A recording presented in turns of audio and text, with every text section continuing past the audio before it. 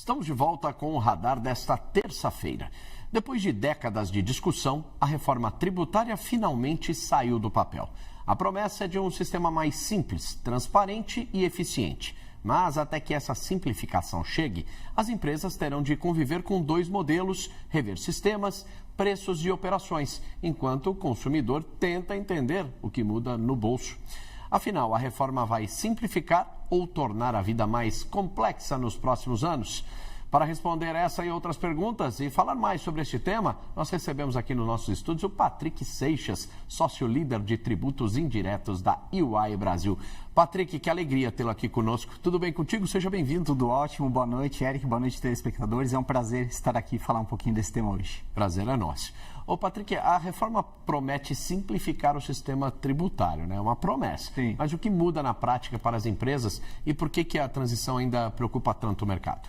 A reforma tributária ela é uma mudança muito drástica no ambiente de negócio das empresas, né? Eu gosto de falar. Tem até um gráfico bem interessante aqui para exemplificar, né? É uma mudança de negócios, muito mais do que uma mudança tributária, né? Falando bem rapidamente sobre o que vai mudar, qual que é o sistema atual? Hoje a gente tem uma miríade de tributos indiretos, né? Tributos federais, PIS, COFINS, IPI, tributos estaduais, 27 legislações diferentes, ISS com 5 mil municípios diferentes, obrigações diferentes. E o que a reforma tributária promete é simplificar tudo. Você vê que o número de tributos não mudou muito, né? Mas a dinâmica dos tributos muda significativamente. A nova tributação indireta no Brasil vai ser pautada no modelo de IVA dual, que é o IBS e a CBS. Primeira novidade aqui, uma legislação unificada e não mais milhares de legislações diariamente emitidas. Então, isso é um ponto muito importante. Tributação no destino e não mais na origem, que é uma prática adotada por quase todos os outros países no mundo. Uma base ampla, que não vai distinguir se você está vendendo uma mercadoria ou prestando um serviço. Você vai unificar todas essas operações e incluir algumas outras mais, como aluguéis, venda de imóveis. Então, você tem uma amplitude de base maior também, que também é um desafio, né? Então, esse é o esqueleto principal do novo regime tributário. E você tem outros tributos também que vão se aplicar em casos mais específicos. O imposto seletivo só para bens que geram dano à saúde e ao meio ambiente. Certo. E o IPI Zona Franca de Manaus, que é um tributo necessário para manter a competitividade para a Zona Franca de Manaus. Então, o coração da reforma está realmente no que a gente chama de IVA dual, que tende a trazer bastante simplicidade para as empresas. E que entra mesmo em vigor, passa a ser implementada a partir de janeiro de 2027, né? Exatamente. Esse é um dos principais desafios iniciais. A gente fala muito em simplicidade. De fato, o regime novo promete simplicidade. Mas a gente tem um longo período de transição pela frente. Ela começa em 2027, PIS, COFINS e IPI já vão embora, entra a CBS e o IPI Zona Franca, né? E a gente tem um período de 7 anos, até o final de 2032, se as empresas já lutam para tributar todos esses tributos atuais, né, a gente vai ter uma convivência de dois sistemas. O sistema antigo vai continuar existindo, especialmente ICMS e ISS, até o final de 2032. Então o IBS não entra já em 2029. O IBS começa só em 2029. Olha que importante que o Patrick está falando, só em 2029, que entra o CBS. Se fala muito em simplicidade, de fato ela vai chegar, mas existe um longo caminho pela frente, né?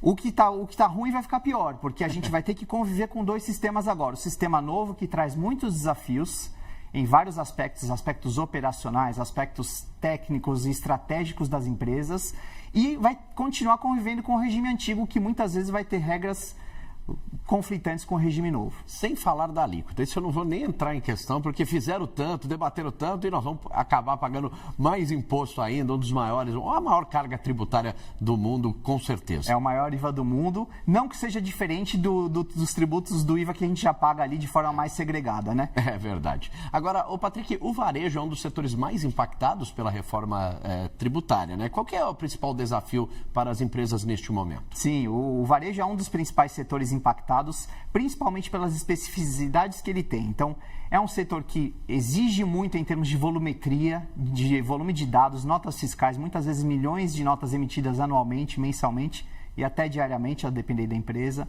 Você tem pressão por margem muito significativa, né?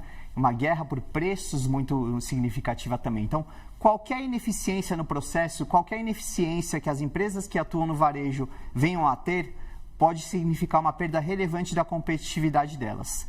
A gente vai ter também um mecanismo chamado split payment, né?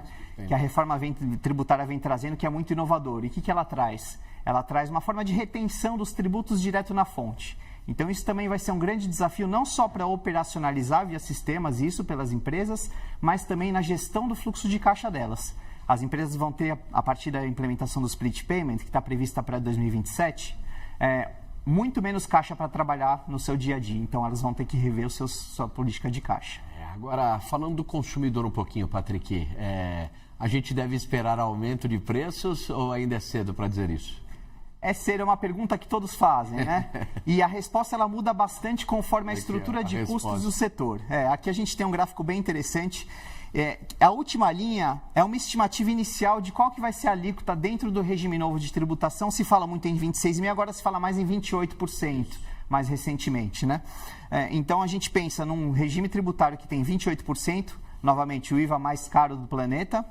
Mas hoje as indústrias já são muito mais tributadas. Aqui as duas primeiras linhas falam de indústrias e comércio no geral, onde a gente tem venda de mercadorias.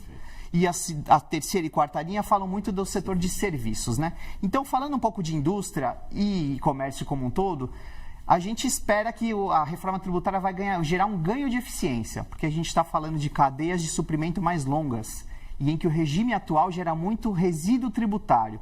Resíduo tributário é aquele tributo que uma empresa que é a fornecedora paga e você não toma crédito. A gente tem grandes ineficiências no sistema. Quanto mais longa a cadeia, mais ineficiências você vai ter. E o regime novo, ele tende a anular isso. É um creditamento pleno que as empresas vão passar a ter. Então, isso é importante. Muito embora as alíquotas nominalmente sejam diferentes, a gente não vai ter mais tributo sobre tributo. Não vai ter mais cálculo por dentro. Então, e cascata. E cascata. Então, isso vai gerar bastante simplicidade uma vez implementado, como a gente comentou, e a gente não espera, de forma geral, um aumento de preços no caso de mercadorias. Com uma ressalva importante. Muitas indústrias dependem de incentivos fiscais e eles não vão mais existir a partir da implementação da reforma, lá em 33. Então, atenção você aí de casa, empresário, investidor, fica atento no que a gente está falando aqui, porque o imposto, o leão, ele vem com a mordida e vem com mudanças, então é complicado. E isso vai mudar toda a logística.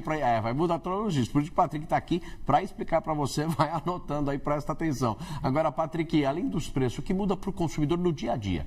E para o dia a dia no consumidor vai ser uma mudança muito benéfica. Primeiro porque um dos pilares da reforma tributária é o que a gente chama de transparência. Transparência no sentido da gente, as empresas, não só o consumidor, mas as empresas entenderem o quanto de tributo está agregado dentro daquele produto, daquele serviço que está sendo adquirido. Hoje as empresas não têm essa visibilidade, nós não temos. A gente vai no mercado e não sabe quanto está pagando de imposto na nossa compra, né? A gente vai entrar num modelo muito alinhado com a OCDE, que é o modelo de tributo por fora, que a gente vê muito lá fora, né? O imposto mais tax, na verdade o preço do produto mais o imposto por fora. E isso vai aumentar muito a cidadania tributária também, porque a partir do momento que o cidadão, as empresas entendem a carga tributária que está sendo paga ali para cada produto, elas entendem o que vai para o bolso do Estado e o que vai para o bolso das empresas e vai poder cobrar políticas governamentais condizentes com o tributo que estão sendo pago. Legal, isso é bom. Agora, no longo prazo, a reforma pode tornar o Brasil mais competitivo e quem tende a sair na frente nessa transição? Entendo que sim, eu sou um dos grandes otimistas da reforma tributária, né? E eu acho que lá em 2033, quando tudo estiver implementado, as empresas já tiverem adaptado seus sistemas, revisto seus modelos de negócio, vai ser um sistema muito mais moderno e que vai atrair muitos investimentos para o país. Hoje, os investimentos eles são muito impactados por reforma tributária. Não só os internacionais, os de fora para o Brasil, mas inclusive os investimentos internos, eles são muito definidos com base em políticas fiscais e não com base em eficiência de fato ou eficiência operacional, a forma como atuar nos negócios. Então, a gente entende, eu entendo, né, de forma bem clara que isso vai gerar muita competitividade e aumento na atração por investimentos no Brasil. Então, eu vejo isso com muito otimismo. Eu acho que o recado que se tem que dar é que 2026 não é um ano de espera, é um ano de implementação. Mesmo com as regulamentações ainda não 100% emitidas, as empresas não podem esperar, porque qualquer demora na implementação pode gerar uma perda de competitividade importante. Legal. Patrick Seixas, que alegria tê-lo aqui nos nossos estúdios. Obrigado por trazer essa explicação, né? Fazer uma análise deste novo cenário tributário do Brasil. É sempre bom a gente falar de um assunto tão sensível para a economia brasileira. Um grande abraço para você e até uma próxima. Muito obrigado, boa noite, um grande abraço. Obrigado.